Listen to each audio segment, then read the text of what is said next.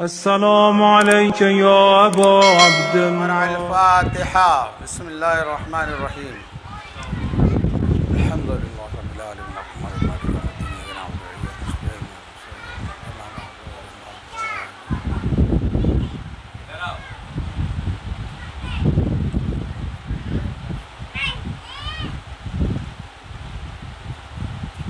رب اشرح لي صدري ويسر لي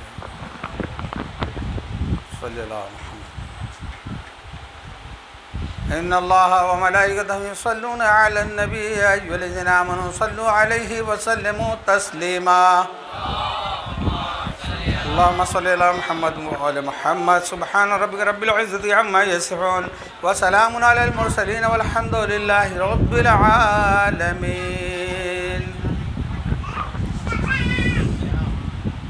أعوذ بالله السميع العليم من الشيطان اللعين الرجيم. بسم الله الرحمن الرحيم. الحمد لله على ما رفعنا من نفسه وألهمنا من شكره وفتح لنا من أبواب العلم بربوبيته وجنبنا من شكه وشركه ونشهد أن لا إله إلا الله وحده لا شريك له ونشهد أن سيدنا ونبينا وحبيبنا ورحيمنا وكريمنا وغوثنا ومغيثنا ومعيننا ومعيننا وسراجنا وأشرفنا وجعفرنا وصادقنا وطبيبنا وطبيب قلوبنا وشفاء صدورنا ونورنا ونور أولنا ونور آخرنا ونور ظاهرنا ونور باطننا ونور عرش ربنا ونور أرض ربنا ونور لوح ربنا ونور قلم ربنا ونور قرآننا سيدنا وسندنا ومأوانا وملجانا ومقتدانا وأعلانا وأولانا ومولانا الرسول المسدد المحمود الأحمد المصطفى الأمجد أبي القاسم محمد. اللهم صل على محمد وآل محمد. اللهم صل وسلم على سيدنا مولانا محمد الذي كان عليا في الدرجات وخاتما في التطهيرات وحسنا في صفات وشهيدا في تجليات وزين العابدين بعبادات وباقرا في العلم الأولين والآخرين بمعلومات وصادقا في الأقوال وكاظما في جميع أهواله ومتمكنا في مقام رضا وجوادا كفو عند لدى وهاديا إلى سبيل النجاة وعسكريا مع الغزاة ومهديا إلى طريق اليقين والنجاة. صلوات. اللهم صل على محمد وآل محمد. ولعنة الله على أعداء محمد وآل محمد من الأولين والآخرين من يومنا هذا إلى يوم الدين. أما بعد، قال الله تبارك وتعالى في القرآن المجيد والفرقان الحميد: فأعوذ بالله السميع العليم من الشيطان اللعين الرجيم. بسم الله الرحمن الرحيم. والعصر إن الإنسان لفي خسر إلا الذين آمنوا وعملوا الصالحات وتواصوا بالحق وتواصوا بالصبر. صلوات. اللهم صل على محمد وآل محمد. منا علينا ربنا إذ بعث محمدا. منا علينا ربنا إذ بعث محمدا أيده بأيده أيدنا بأحمدا أرسله مبشرا أرسله ممجدا أرسله مبشرا أرسله ممجدا صلوا عليه दाइमन सल्लु अलैहि सरमदा। हम गुनाहगारों सियाकारों के दरमियान आमद अहले बैत पर बावज़ बुलंद सलवात।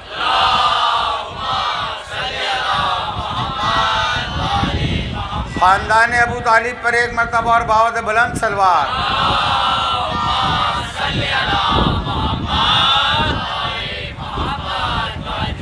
खुशनुदिये इमाम ज़मान अलैहिस्सलाम के लिए बावज़ बुलंद सलवात। सल्लल्लाहु मोहम्मद व आले मोहम्मद व अज्जिल फरजहुम व शुरना माअहुम। एक मतलब दो शेर मुलाजा हुए। शायद इससे पहले पढ़ भी चुका हूँ, मगर एक शेर उसमें आपको नया मालूम। ज़िक्र आले नबी जिसको प्यारा नहीं, ज़िक्र आले नबी जिसको प्यारा नहीं,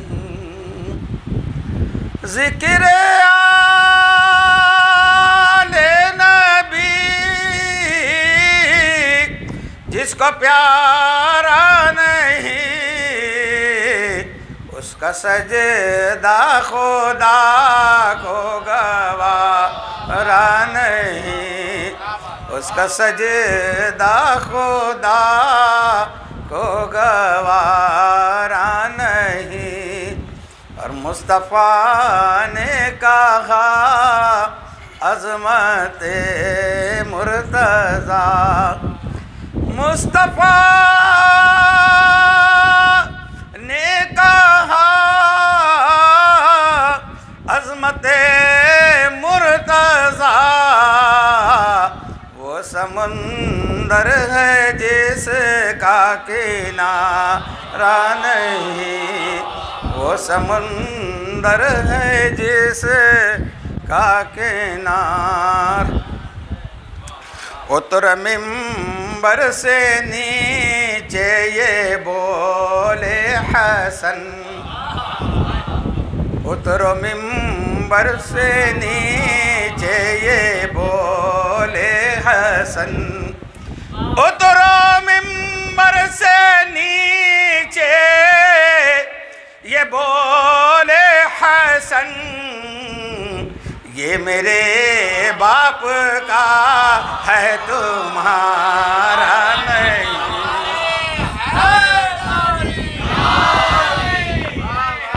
ये मेरे बाप का। अब किससे बोला इमाम हसन ने? तुम जाके पढ़ो, सलवात पढ़े भरमा।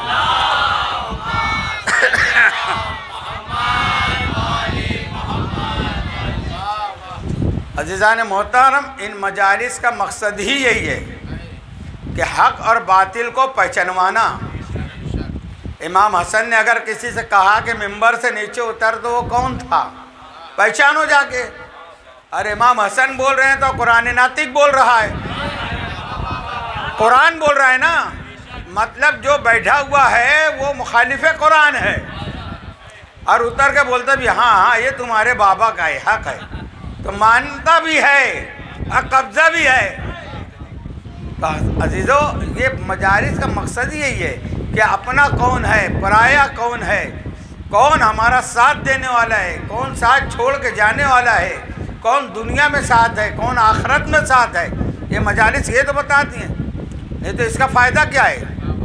ये मजालिस जायज़ है या नाजायज़ है, ये भी तो सवाल उठ रहा है। ये मजालिस में ना जाओ, जायज़ नहीं है। क्यों नाजायज़ है? क्योंकि इनका पोल खुल रहा है। 1400 साल से जो पर्दा डाल के रखे हैं वो मालूम हो जाएगा। और जायज़ है तो क्यों जायज़ है?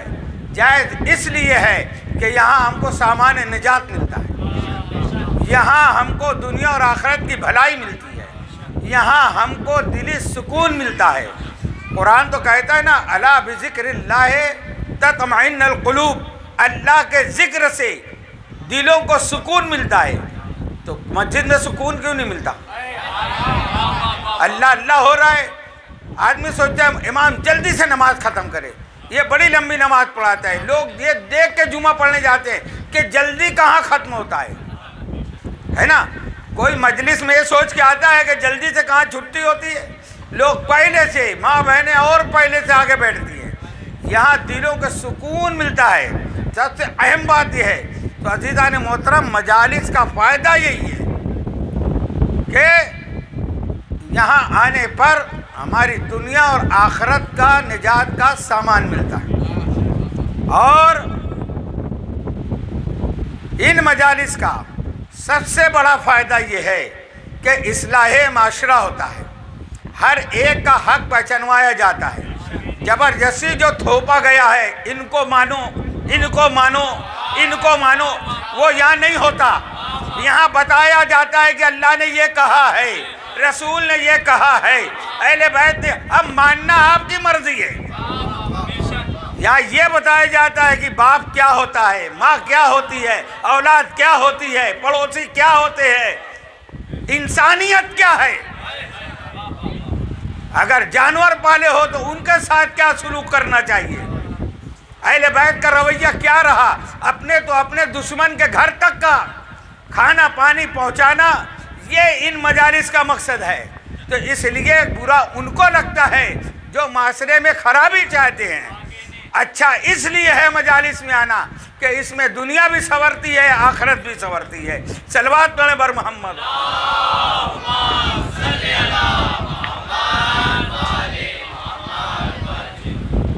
खुतबे के बाद मैंने जो आयत सूरह पूरी पढ़ी है वो आप सभी बच्चों को याद है। कुरान करीम के 30वें पारे में है, बिस्मिल्लाहिर्रहमानिर्रहीम, वल अस्र इन्नल इंसान लफी खुस्र इल्लल्लज़ीना आमनू व अमिलुस्सालिहात व तवासौ बिल हक़ व तवासौ बिस्सब्र। आज सिर्फ पूरी सूरह का तर्जुमा बता देता हूँ।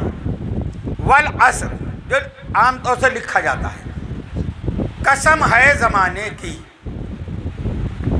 वल अस्र कसम है ज़माने की।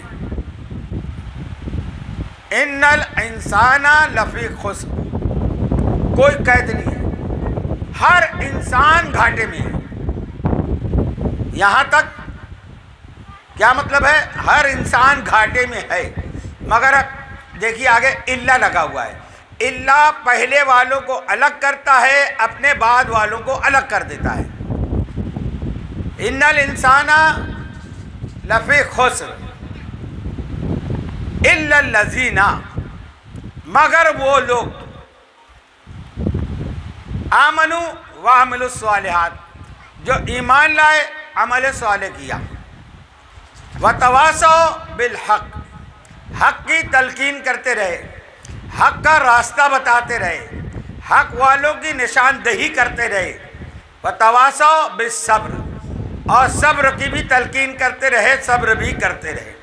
ये जो आसान तर्जुमा जो लिखा जाता है। अब आइए आज हमारी गुफ्तगू सिर्फ अस्र पे होगी। अल्लाह फरमा रहा है वल अस्र, कसम है ज़माने की। तो अस्र का माने सिर्फ ज़माना ही नहीं है, ज़माना भी है, मगर अस्र का माना है फरियाद को पहुँचने वाला। क्या है? फरियाद को पहुँचने वाला, यानी मुश्किल कुशाई करने वाला। अस्र का मानी है नजात, अस्र का मानी है ज़ोरदार बारिश, अस्र का मानी है बादल, अस्र का मानी है ज़ोहरा गुरूब के दरमियान का वक्त। और अल अस्र है, ये सिर्फ अस्र नहीं है, अल अस्र है, वाव कसमिया है, वल अस्र, अल अस्र। तो अब मखसूस होगा ये अस्र वो है जो अस्र की नमाज में मौलाए कायनात ने अंगूठी दी थी, तो अल्लाह ने उस अस्र की कसम खाई है।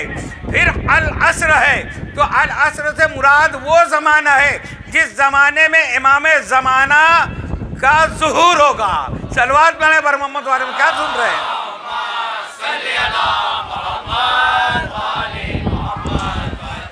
अस्र का मानी याद रखना, अस्र का मानी फरियाद को पहुंचने वाला, अस्र का मानी नजात, अस्र का मानी जोरदार बारिश, अस्र का मानी बादल, अस्र का मानी वो नमाज जैसे जिसमें मौलाए कायनात ने अंगुस्तरी ज़कात में दी।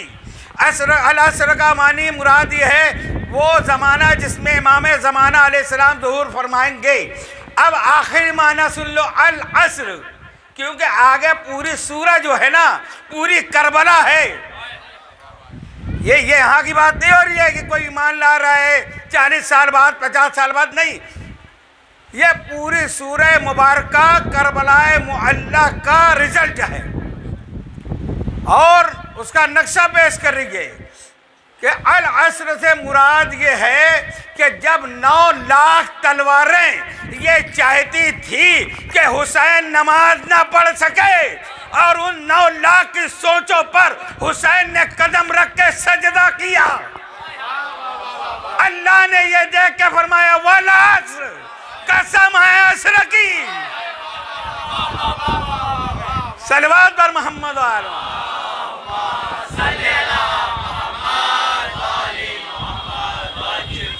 असर का मानी फरियाद को पहुंचने वाला, मुश्किल कुशाई करने वाला। कौन है मुश्किल कुशा? ये तो बताने की जरूरत ही नहीं है। कौन है? जिसके बारे में नबी करीम ने फरमाया या अली, आपने तमाम अंबिया की मदद की, बातिन में मेरी मदद की, जाहिर में भी बातिन में भी। जब नबी करीम ने फरमा दिया कि तमाम अंबिया की मदद की, तो कुछ अंबिया की तो मदद ढूंढो। नारत लगा दे तो आदम का मौला अली अली, नूह का मौला अली अली, मूसा का मौला अली अली, है ना? कैसे? मौला है तो मददगार होना चाहिए, उसको फरियाद को पहुंचना चाहिए। सबसे पहले नबी, जो नबी अल्लाह ने जाहिर में बनाया, अव्वल कौन है? आदम अलैहिस्सलाम। आदम अलैहिस्सलाम की तख्लीक में भी मौला कायनात, तो सब मैं दरगुजर करते हुए आगे बढ़ता हूँ कि जब मुश्किल में आए जनाब आदम, क्या मुश्किल थी? आदम अलैहिस्सलाम को अल्लाह ने बनाया, जन्नत में रखा। जन्नत में भी आदम का दिल नहीं लगता था। हम तो जन्नत मांग रहे हैं ना, हमारे बाबा का दिल नहीं लगता जन्नत में, मायूस मायूस से। तो अल्लाह ने फिर जनाब हव्वा की तख्लीक फरमाई। जनाब हव्वा को जब बनाया और आदम के सामने हव्वा नजर आई, तो आदम बढ़ने लगे हव्वा की तरफ। तो अल्लाह ने कहा रुक जाओ, हे आदम रुक जाओ, अभी तुम्हारा निकाह नहीं हुआ है, तुम्हारा निकाह नहीं हुआ है। अब आदम तो फिर अभी अकेले हैं, आदम हैं, अब इनसे जब निकाह होगा फिर आदमियत बढ़ेगी। अब कौन है जो निकाह पढ़ाए? पहली मुश्किल में है हमारे बाबा आदम, पहली मुश्किल में।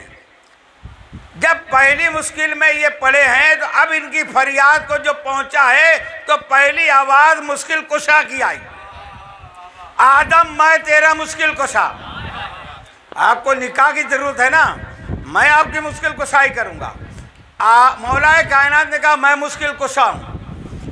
दो शहजादों की जो खुतबे में जुमा सुन रहे हो, क्या पढ़ा जाता है? अल इमामैन अल हुमामैन अशहीदैन अल कमरैन अल मुनैरैन अन नजरैन अल ज़ाहिरैन अल बाहिरैन अल तय्यबैन अल ताहिरैन सय्यदैना अबी मुहम्मद अल हसन व अबी अब्दुल्लाह अल हुसैन।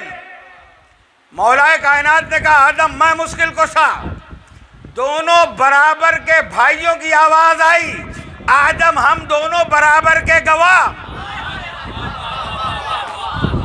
निकाह आदम की तैयारी हो रही है, अली मुश्किल कुशा हुए, दोनों भाई बराबर के गवाह बने। अब हमारे यहाँ तुम निकाह में जाते हो ना, देखते हो दो गवाह होना जरूरी है, एक वकील होना जरूरी है, लड़की की तरफ से एक वकील होना जरूरी है, एक काजी होना जरूरी है जो निकाह पढ़ाए। 5 चाहिए ना। मौला अली हुए एक, आदम की तरफ से वकील हुए एक, दोनों भाई गवाह बने, 3 हो गए। पर्दे से पर्दादार की आवाज आई, हव्वा मैं तेरी वकील, हव्वा मैं तेरी वकील। जब ये सब इंतजाम हो गया, तो सरकार दो आलम सल्लल्लाहु अलैहि वसल्लम ने फरमाया आदम मैं तेरा निकाह खां हूँ, मैं काजी हूँ। तो मालूम हुआ सबसे पहली मुश्किल में जिसने मदद की है वो है वल अस्र, ये है पंजतन बेदम। यही तो 5 है मकसूद कायनात, खैरुन्निसा हुसैन व हसन मुस्तफ़ा अली।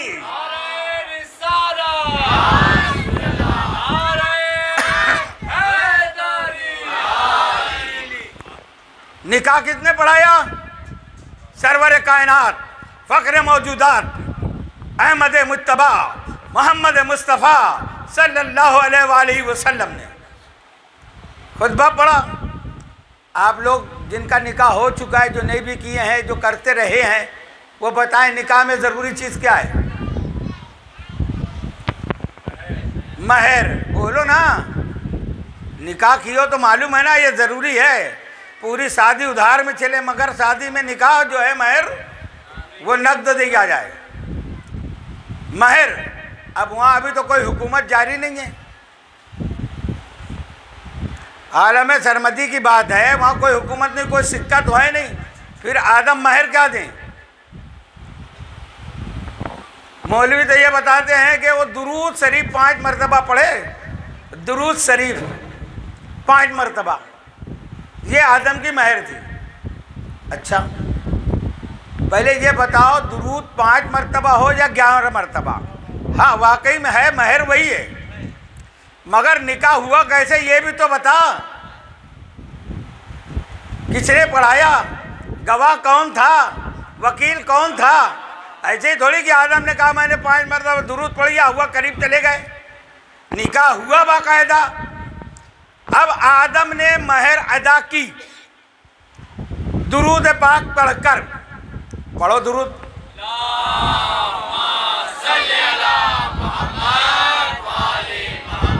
क्या पढ़ा आपने? अल्लाहुम्मा, है मेरे परवरदिगार, सल्ली अला मोहम्मद, रहमत नाजिल फरमा मोहम्मद पर और उनकी आल पर। आदम भी यही पढ़ रहे हैं। तो ये जो महर होती है ये किसका हक होती है? बाबू भाई बोलो, किसका है? बीवी का हक है। तो आदम ने जो दुरूद पढ़ा ये हव्वा के पास कहाँ गया? हव्वा के पास तो नहीं गया ना, ये तो मोहम्मद वाले मोहम्मद पे पढ़ा है। महर मिलना चाहिए बीवी को जिससे निकाह हुआ है, जो भी नक़द है महर है वो बीवी को मिलना चाहिए। और दुरूद पढ़ा आदम ने मोहम्मद और आले मोहम्मद पर, तो ये महर गई कहाँ? ये महर गई मोहम्मद और आले मोहम्मद के पास, यानी खातून जन्नत के पास, फातिमा ज़हरा के पास, सैयदा कायनात के पास। तो इनके पास महर का जाना इस बात की दलील है, अरबी का कायदा है कि गुलाम हो या कनीज, गुलाम हो या कनीज, उसका होता है या उसका कमाया हुआ माल उसके मालिक का होता है। गुलाम या कनीज जो भी है, जो है कनीज या गुलाम है मेरा, वो जो भी काम करेगा उसका कमाया हुआ माल भी मेरा है। अब ये दुरूद गया सैयदे आलमियान के बारगाह में, मालूम हुआ पहले ही दिन से कि हव्वा कनीज है फातिमा ज़हरा की।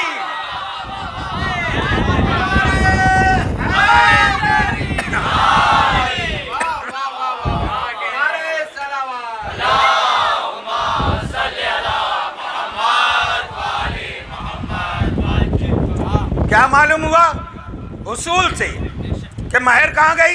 मालिका के पास गई। हव्वा कनीज हुई किसकी? खातून जन्नत की। अब हमारे यहाँ महर 2 तरीके का होता है। कैसा? 2। एक महर मुअज्जल, मीम ऐन जीम लाम, मुअज्जल यानी नकद महर। और एक है मुअज्जल, मीम वाव पे हमजा जीम लाम, मुअज्जल यानी उधार।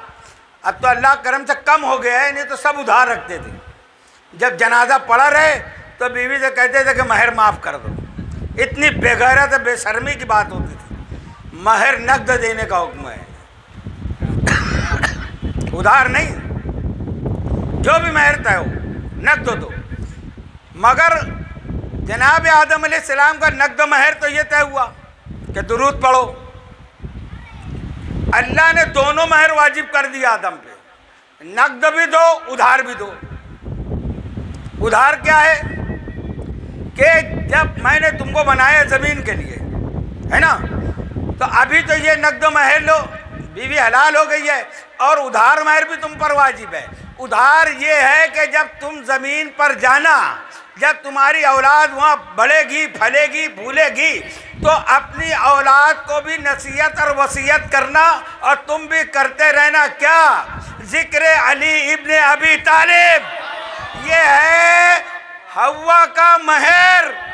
यानी अपनी सबकी माँ का महर है। अब जो भी खतीब आए रसूल की बात करे, अल्लाह की बात करे, रोजा नमाज का बयान करे, हज ज़कात की बात करे और हैदर के फजाइल न बयान करे तो समझ लेना कि वो अपनी माँ का महर खा गया। सल्लल्लाहु अलैहि मोहम्मद।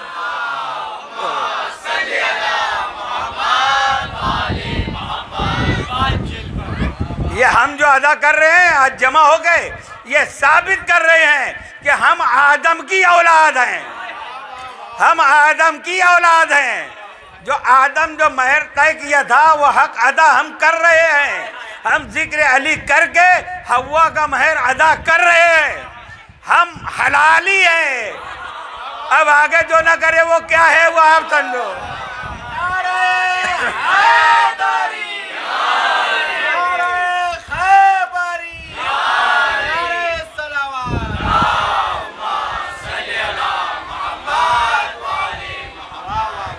तो अजीजों, ये है जनाब आदम की पहली मुश्किल, जिसमें फरियाद में पहुंचने वाला पहुंचा, बल्कि पहुंचने वाले पहुंचे पंजतन और आदम की मुश्किल कुशाई फरमाई।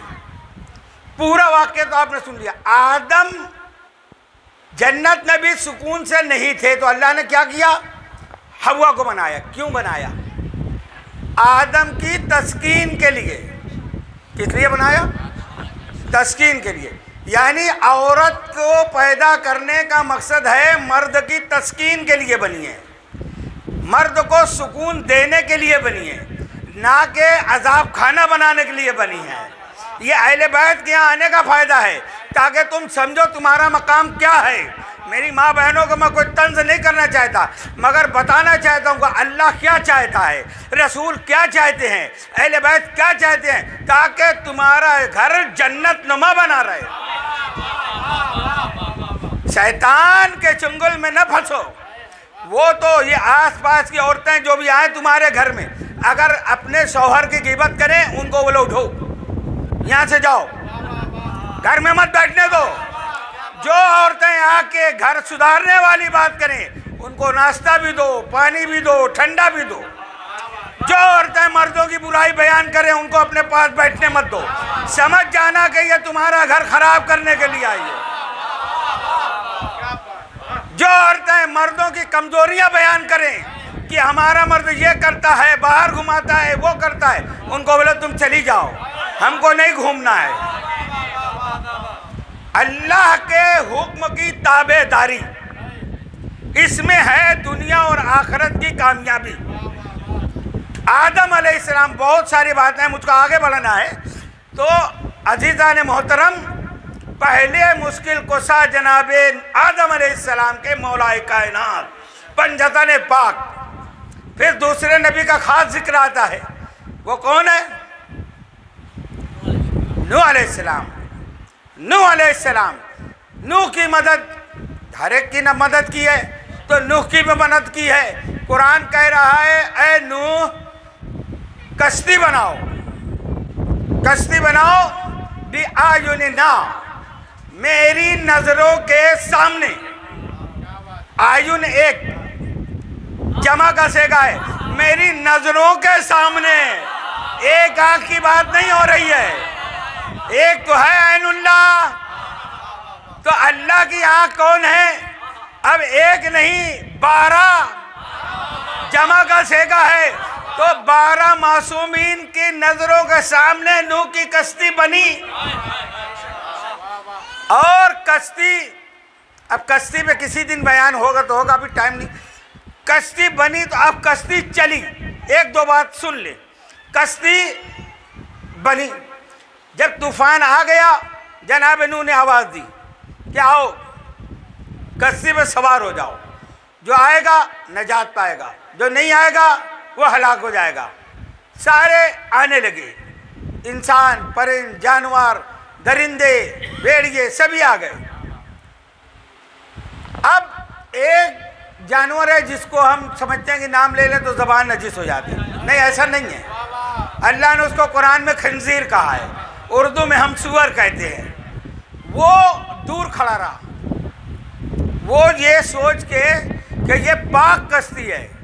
देखिए है नजिस, है जानवर है, मगर उसको इतना इल्म है कि ये कश्ती पाक है, ये कश्ती पाक है ना। अब ये मुल्लाओं को अभी तक नहीं मालूम कि ये पाक कश्ती है। सुनो मैं बता रहा हूं, ये पढ़ते हैं अहले सुन्नत का है बेड़ा पार असहाबे हुजूर, अहले सुन्नत का है बेड़ा पार असहाबे हुजूर, नज्म है और नाव है इतरत रसूलुल्लाह की, यानी कश्ती सितारों को देख के चलती है। ये चौपाटी की बंबई की कश्ती नहीं है। ये कहते हैं ये कश्ती चलने के लिए सितारों का होना ज़रूरी, क्योंकि कश्ती चलती है सितारा देख के, रुख देख के चलती है। इनसे पहले पूछो ये ज़बरदस्ती जिनको कश्ती में बैठने को बोला जा रहा है उनको तुम सितारा बता रहे हो। सहाबा को निजात चाहिए तो कश्ती अहले बैत पे आए, ये कश्ती को जरूरत नहीं है। ये कुरान मुबारक से धोखा दही है। कुरान कहता है जब नूह की कश्ती चली तो आसमान से मूसलाधार बारिश हो रही थी, इन अंधों को चांद नहीं दिखता। बादल में घटा छाई हो, बारिश हो रही हो, इतना बड़ा चांद नहीं दिखता। बोला चांद नहीं हुआ, तारे कहां से दिखते हैं इनको?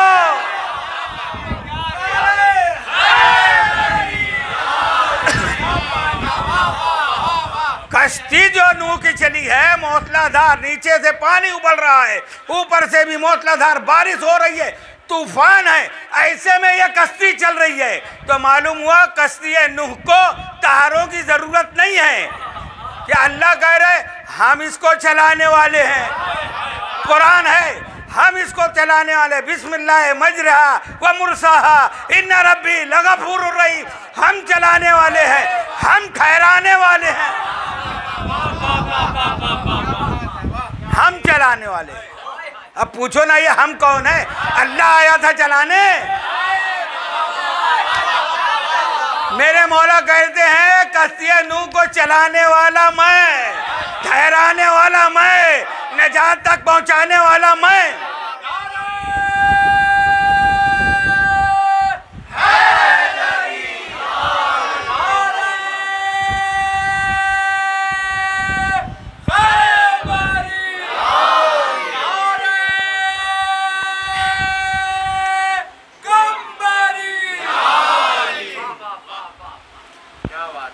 तो सितारों की जरूरत नहीं।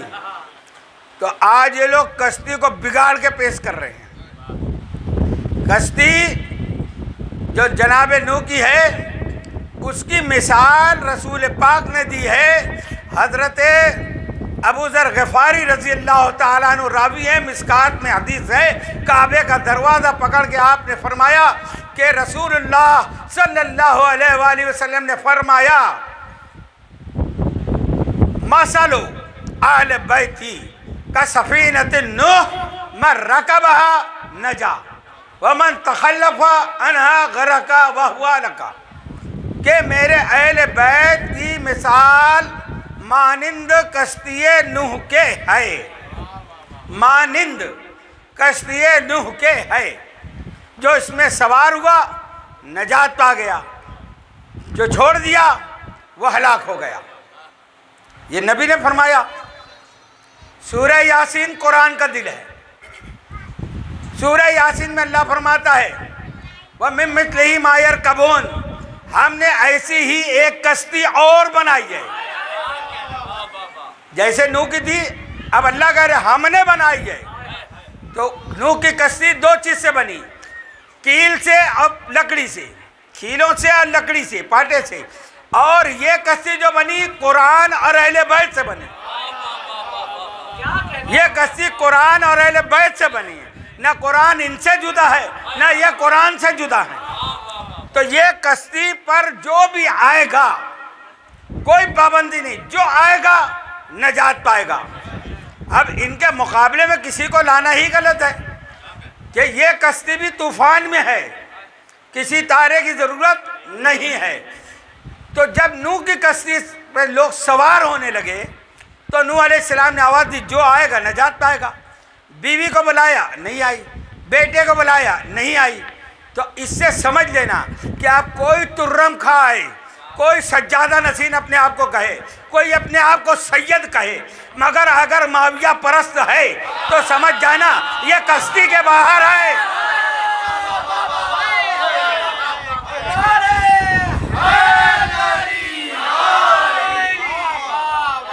सैयद होना, सज्जादा नसीन होना हमारे लिए दलील नहीं है। हमारे लिए ये दलील है कि वो अहले बैत का मुहिब हो, अहले बैत के दुश्मन का दुश्मन हो, तो वह हमारे लिए काबिल ताज़ीम है।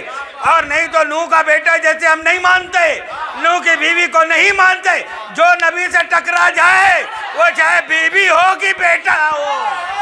तो आजकल का ये एरा गैरा सैयद कहाँ से आया जो हमारे ऊपर धौंस जमाए? यासीन कादरी को कहता है मैं सैयद हूँ, मैं सैयद हूँ। अरे कहाँ का सैयद है तू अपने बाप को नहीं पहचानता।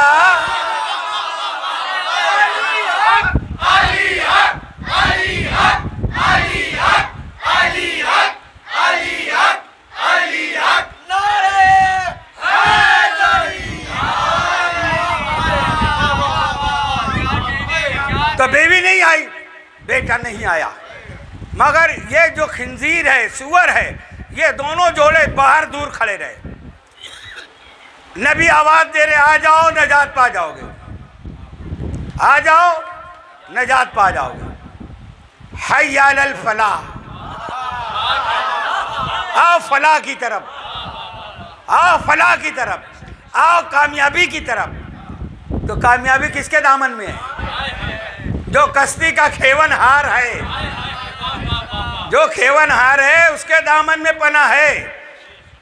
तो वो दोनों जोड़े बात करते हैं कि हम जो है नजिस है, ये कश्ती पाक है। ये कौन कह रहा है? जो नर है, नर सुअर, ये कह रहा है कि ये कश्ती पाक है, हम नजिस हैं। तो मैं आपको भी कहूँगा कभी कभी बीवी का मशवरा भी माना करो। ये मशवरा हो रहा है दोनों में।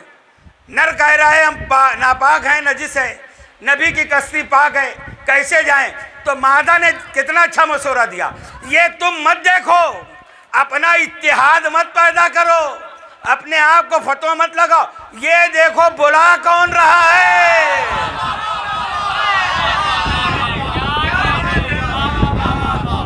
नबी ने ये तो नहीं कहा जो नजिस है वो ना आए। नबी तो ऐलान करे जो नजात चाहता है वो आ जाए। तो जो मादा थी उसने ये मशवरा दिया, ये मत देखो तुम कि हम क्या हैं, ये देखो कि बुला कौन रहा है। सलवात वाले पर मोहम्मद।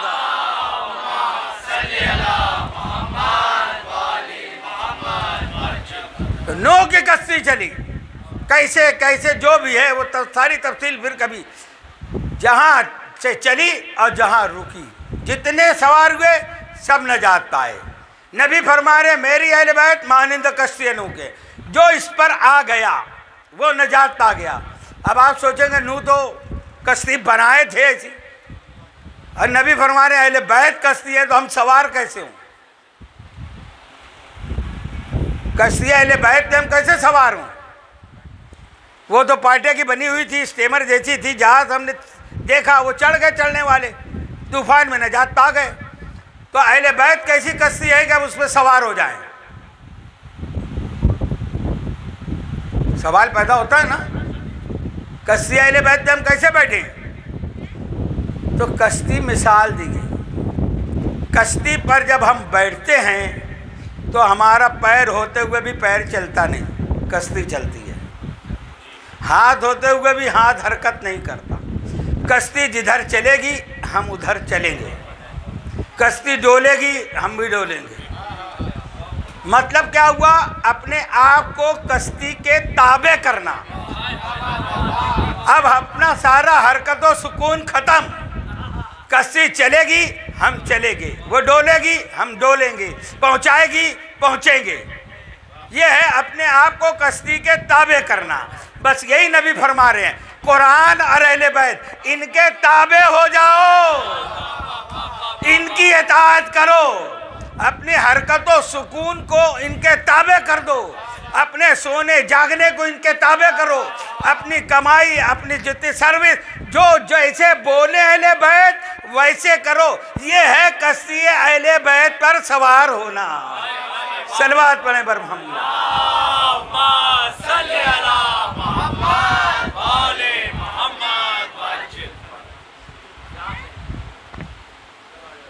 कश्ती ये अहले बैत की है। इस पे जो भी सवार हुआ सब कामयाब हुए और कामयाब होंगे इंशाअल्लाह। नूह के बाद किस नबी का नाम लिया जाता है? ज़्यादा बताओ। इब्राहिम अलैहिस्सलाम। इब्राहिम की भी मदद की, फरियाद पे पहुँचने वाला वल अस्र, फरियाद को पहुँचने वाला। जब इब्राहिम नारे नमरूद में गए, अब पूरा वाक़या नहीं बताऊँगा, नारे नमरूद को गुलजार करने वाला मौलाए कायनात खुद कहते हैं मैंने गुलजार किया, उनकी फरियाद को भी पहुंची। उसके बाद नाम लिया जाता है किसका ज़्यादा, और सबसे ज़्यादा कुरान में जिक्र है किसका? मूसा अलैहिस्सलाम का। मूसा अलैहिस्सलाम जब पहाड़ पर पहुंचे, उनको आग नजर आई, है ना, बीवी को रोका, तुम रुको मैं आग लेकर आता हूँ। जब वहाँ गए तो उस दरख्त से आवाज़ आई, इन्नी अनल्लाह। क्या आवाज़ आई? खामोश करो इसको। इन्नी अनल्लाह, मैं अल्लाह हूँ। मूसा अलैहिस्सलाम कहाँ गए? तूर पर, पहाड़ी पर। आवाज़ कहाँ से आ रही है? दरख्त से। वो जिसका दरख्त हो, अंजीर का हो, खजूर का, दरख्त से आवाज़ आई ना, मैं अल्लाह हूँ। और अल्लाह आपको नजफ़ अशरफ ले जाए। जब आप ज़ियारत पढ़ेंगे ना मौला अली की, तो उसमें ज़ियारत में एक जुमला है, अस्सलामु अलैका या शजरतुन निदा। आए आप पर सलाम जो शजर की निदा थे। अल्लाह जुबान नहीं रखता, अल्लाह इधर उधर नहीं होता, ना आता है ना जाता है। तो शजरे से, शजर से जो आवाज दे रहा था, मूसा का जो मददगार हुआ वो कौन है? अस्सलामु अला शजरतिन निदा। वो निदा जो आई वो किसकी थी? मौलाए कायनात की। अब आज अगर कोई दरख्तों को पूछता है और ये दलील दे कि अल्लाह तो कह दे शजर में मैं हूँ, इन्नी अनल्लाह, तो अगर अहले बैत के पास नहीं आए तो कैसे मालूम होगा कि निदा किसकी है, शजर किसका है? शिर्क से बचना भी है तो अली के पास आना है, ईमान बचाना भी है तो भी अली के दामन में आना है, तो भी कश्ती पर आना है। अब मूसा अलैहिस्सलाम को नबूवत अता हो गई। अब काम आगे बढ़ते बढ़ते एक दिन अल्लाह ने कहा, मूसा अब फिरौन के पास जाओ, फिरौन के पास जाओ और वहाँ जाकर फिरौन को हक की दावत दो। मूसा अलैहिस्सलाम ने कहा, या अल्लाह, मेरी ज़बान में लुकनत है। कुरान सूरह ताहा में आयत मौजूद है, रब शरह ली सदरी वयस्सिर ली अमरी वहलुल उक़दतम मिन लिसानी यफ़क़हू क़ौली वज़ीरम मिन अहली हारून अख़ी। कौन कह रहा है? मूसा अलैहिस्सलाम। या अल्लाह, मैं कमज़ोर, मैं ख़ाइब हूँ उससे और मेरी ज़बान में लुकनत है। मेरा भाई जो है हारून, ये फसी है, फसी है, बहुत अच्छा है बोलने में, इसको मेरा वज़ीर बना दे, ये बात करेगा, मैं जाऊंगा साथ में। ये मूसा अलैहिस्सलाम की पूरी दुआ अल्लाह ने कुरान में रख दी। ये मूसा है जो अल्लाह से कहे मेरी ज़बान में लुकनत है, मेरा वज़ीर बना दे, इसकी ज़बान फसी है। ये मूसा है और सबसे आला हमारा नबी है, मांगता नहीं, अल्लाह कहता है मैंने तुमको नसीर दिया, मैंने तुमको वज़ीर दिया।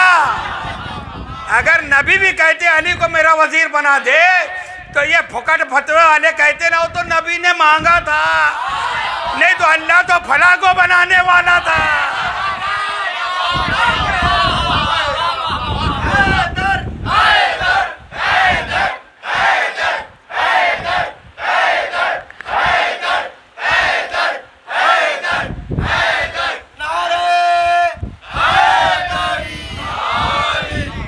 अगर मेरे मुस्तफ़ा जान रहमत सल्लल्लाहु अलैहि वसल्लम नाम लेके कहते या अल्लाह अली को मेरा वजीर बना दे, नहीं कहा रब यदखिलनी मदखला सिद्क़िन वअख़रिजनी मुख़रिज सिद्क़िन वजअलनी मिन लदुनका सुल्तानन नसीरा, तू अपने पास से मुझे मददगार दे।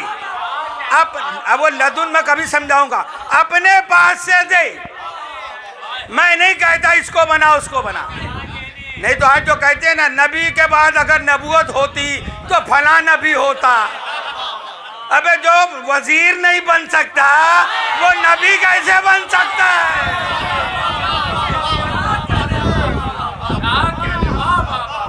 जो नौकर के काबिल नहीं वो वजारत के काबिल कैसे हो जाएगा? अल्लाह के नबी ने कहा अपने पास से दे वजीर। खैर मूसा अलैहिस्सलाम ने दुआ की, अल्लाह ने हारून को वजीर बना दिया। दोनों गए, अब दोनों भाई हैं तो भी इन पर खौफ है कि कहीं फिरौन हमको मरवा न दे। अब ये फरियाद पे पहुंचे कि कोई मददगार हो हमारा। दो हो गए फिर भी, यहाँ तो दो हैं, बदर भी फतेह है, उहद भी फतेह है, खैबर भी फतेह है, खंदक भी फतेह है, वहाँ दोनों होकर खौफ में है अल्लाह कोई मददगार। और तो उस वक्त फिरौन सोने चांदी के लिबास और घोड़े कुर्सियाँ इस्तेमाल करता था, तो उसके सामने वैसे ही होना भी चाहिए। कोई फटे पुराने कपड़े में जाकर उसके सामने बात करे तो उसकी वो इमेज नहीं रहेगी ना, उसकी पर्सनालिटी वो नहीं रहेगी। बस इन लोगों ने ये चाहा कि कोई हमारा मददगार हो। फौरन एक घोड़े सवार जिसके घोड़े की जीन भी सोने की, उसका लिबास भी सोने का, उसका ताज भी सोने का, उसकी तलवार भी सोने की, आ गया। कहा चलो फिरौन के पास जाना है ना, चलो मैं लेके चलता हूँ। लेके दरबार में गए। फिरौन के पास जब पहुँचा वो सवार कहता है मूसा की और हारून की बात सुन, इनकी बात सुन।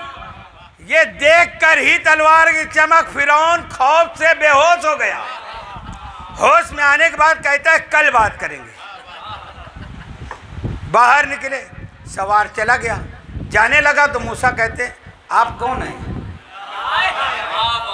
आप कौन हैं? सवार कहता है अल आस्र, फरियाद को पहुंचने वाला, मुश्किल कुशा। कहा आज तो आप थे तो हम लोग चले गए, अब ये कल बोल रहा है। आपने कहा कल फिर आऊँगा, कल फिर आऊँगा। अच्छा जब ये चले गए दरबार से ना, तो फिरौन कहता है दरबारियों से इतने पहरे के बावजूद ये आया कैसे? ये आया कैसे सवार? कहा सारे फौजियों ने, उसके दरबारियों ने, कि हमने तो इसको देखा ही नहीं। तो जो बातिन में इस तरीके से अंबिया की मदद करे वो है हमारा आका और मौला हुसैन का बाबा हैदर कर्रार, मूसा का मददगार, हर नबी का मददगार। अजीजों जो सबका मददगार रहा, आज उसकी औलाद करबला में बेयारो मददगार है, क्योंकि इम्तिहान देना है। ये सवाल करते हैं ना अली सब की मदद करते तो हुसैन की क्यों नहीं की? उस्ताद मदद करता है हर वक्त, बाप मदद करता है हर वक्त, इम्तिहान में मदद नहीं करता। इम्तिहान में हाजिर रहेगा, इम्तिहान देखेगा। जैसे करबला में रसूलुल्लाह भी थे, हैदर कर्रार भी थे, हसन मुज्तबा भी थे, सैयदा भी थी। इम्तिहान देख रहे थे कि मेरा हुसैन किसने इस्तिकामत के साथ इम्तिहान में कामयाबी हासिल कर रहा है। यही तारीख है हुसैन करबला पहुँचे। हम किसी की ज़मीन पे कब्जा नहीं करते। कभी किसी की ज़मीन पे कब्जा नहीं करते। हुसैन करबला पहुंचे, पहले ज़मीन करबला को खरीदा। कितने में खरीदा? वो ज़मीन किसकी थी? कबीला बनु असद की। उनके सरदारों को बुलाया, कहा ये ज़मीन की कीमत कितनी है? कहा 20,000 दिरहम। कितनी? 20। आपने उनको 60,000 दिरहम दिए। वो लोग कहने लगे कि हम तो 20 कह रहे हैं, आप 60 दे रहे हैं। कहा देखिए ये जो तुमने कीमत बताई वो 20,000, और 20,000 इसलिए दे रहा हूं कि हम लोग यहाँ शहीद हो जाएंगे तो हमको दफन करने आना है। 20,000 उसके लिए, और 20,000 जो दे रहा हूं तो मेरे मज़ार पर जो मेरे ज़व्वार, मेरे मेहमान आएंगे उनको खाना खिलाना, हर ज़ाहिर को कम से कम 3 दिन तक का मेहमानी करना, उसके लिए 20,000। 60,000 दिरहम में मौला ने ज़मीन खरीदी। जब ज़मीन खरीदी बेनामा होता है तो नाम चढ़ता है कि किसके नाम पर है ना। 60,000 तय की हुसैन ने कीमत खुद से। अली अकबर को बुलाया, अली अकबर बेटा आओ, जाओ मेरी बहन ज़ैनब से कहो कि हुसैन ने 60,000 दिरहम में ज़मीन ली है, 30,000 आप दो, 30,000 मैं। क्यों? ज़ैनब शरीकतुल हुसैन है, हर चीज़ में ज़ैनब शरीक है। तो 30,000 सैयदा तैयबा जनाब ज़ैनब अलैहिस्सलाम ने दिया, 30,000 इमाम हुसैन अलैहिस्सलाम ने दिया। अब जब 30-30 दोनों का मिल के कीमत अदा हो गई, अब बेनामे पे खरीदी पर नाम चढ़ाना है। नाम किसका होगा? हुसैन का? नहीं, शरीक ज़ैनब भी है। ज़ैनब का सिर्फ वो नहीं, सैयदा ज़ैनब ने कहा हुसैन न तुम्हारा नाम होगा न मेरा नाम होगा, आधा पैसा तुम्हारा है आधा मेरा है। तो अली अकबर आधा तुम्हारा है आधा मेरा है। पैदा आप क्या हुआ है? परवरिश मैंने की है, इसलिए ज़मीन करबला अली अकबर के नाम लिखी जाए। ये खुतबा इमाम हुसैन अलैहिस्सलाम ने बनी असद के सामने दिया और कहा देखो जब 10 तारीख को हम शहीद हो जाएंगे ना तो तुम्हारे जवान और बड़े लोग आके हमारी लाशों को दफन कर देना। और मैं जानता हूँ कि तुमको आने में तकलीफ़ होगी, यहाँ सिपाही दरिंदे मना करेंगे, तो तुम्हारी औरतों को भेज देना कि वो मट्टियाँ डाल के चली जाएं। अगर वो भी नहीं आ सकती तो तुम अपने बच्चों को खेलने के लिए भेज देना कि खेलते खेलते वो हमारे जिस्मों पर खाके करबला डाल के चले जाए। अल्लाह अकबर। यह है इब्तिदा करबला की, ज़मीन करबला की खरीदी और अपने दफन होने तक और अपने मेहमानों तक का ख्याल इमाम अली मकाम ने रखा। बस अब एक बात हुई कि फ़ौज पे फ़ौजें आने लगी, दिन ब दिन फ़ौजें बढ़ने लगी। सैयदा ज़ैनब का दिल दहलने लगा, हुसैन ये क्या आवाज़ आ रही है? कहा 50,000 और आ रहे हैं, 1 लाख और आ रहे हैं। जब इतनी घोड़ों की टापों की आवाज़ आए, सैयदा ने कहा हुसैन तुम्हारा भी कोई मददगार बुला लो। हुसैन बड़े परेशानी के आलम में थे, बस मुख्तसर में 2 लाइन का एक खत अपने बचपन के दोस्त हबीब इब्न बज़ाहिर को लिखा। क्या लिखा?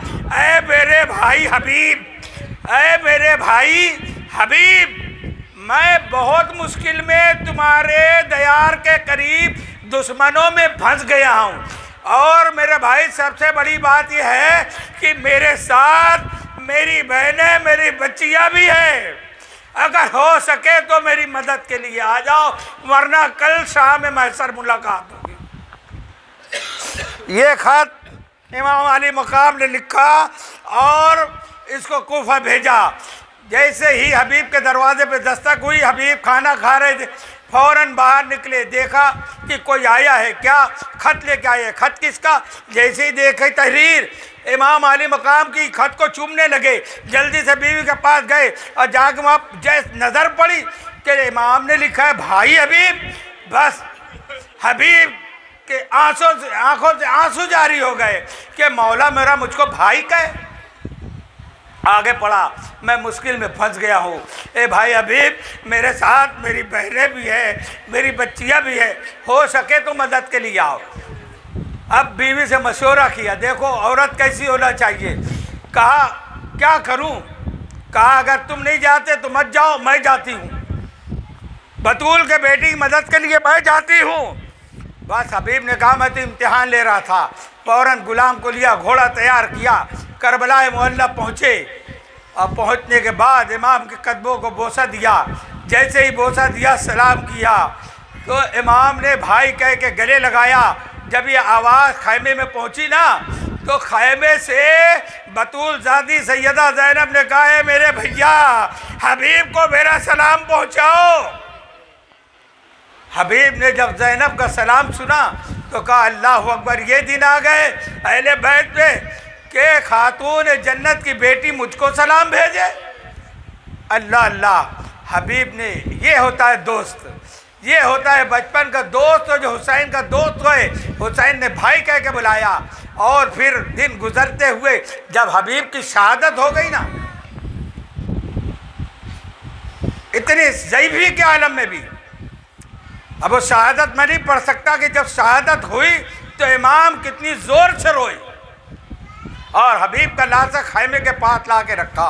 मगर हबीब की सरदारी देखना हो ना, अल्लाह आपको करबला ले जाए। जब इमाम हुसैन की जरी जहाँ है मज़ार, ये पूरा महल है, उसका बरामदा है, उसमें भी जरी बनी हुई है। सारे शोहदाए करबला गंजे शहीदा में एक तरफ हैं और इमाम हुसैन अलैहिस्सलाम, अली अकबर, अली असगर बीचों बीच गुंबद के नीचे हैं। और जो सहन है ना, उसमें पहली जरी जो है वो हबीब इब्ने मज़ाहिर की है। ऐसा मालूम होता है जैसे बादशाह का प्राइवेट सेक्रेटरी बैठा है, पहले यहाँ इजाज़त लो फिर बादशाह के कदमों में पहुँचो। अब मैंने वहाँ के उलमा से सुना कि करबला की हाजिरी की फहरिस्त भी आज भी हबीब बनाते हैं। हबीब बनाते हैं कि इस साल करबला कौन कौन आएगा। दुआ करो आज हबीब की मजलिस, आज उनका मसाइब में कि हबीब इब्ने मज़ाहिर हम सब का नाम लिखे शोहदाए ज़ियारत करबला की फहरिस्त में। अज़ादारों, ये 3 मुहर्रम आ गई ना, 3 मुहर्रम को अगर आप करबला में होते तो देखते। आज भी कबीला बनु असद के लोगों ने ही अहले बैत को दफन किया था आशूर के बाद। और आज भी 3 मुहर्रम को वो कबीले के पूरे सरदार आते हैं। सहन में आज व्हाट्सएप पे देखो मट्टी बिछाई जा रही है मातम के लिए, उसी सहन में वो सरदार आते हैं और मसनूई कब्र बनाते हैं कि जैसे हमारे अजदाद ने हुसैन की कब्र बनाई थी तो उनका सरदार कब्र बनाता है। कब्र बनाने के बाद वो सारे कबीला बनो असद के सरदार, जो सबसे बड़ा शेख है, वो हबीब की जरी पे आके कहता है ऐ हबीब तुम्हारा शुक्रिया कि तुमने क़यामत तक अपने कबीले का नाम रोशन कर दिया। अल्लाह आपको जज़ाए खैर दे। व सयालमुल लज़ीना ज़लमू अय्युम मुनक़लबिन।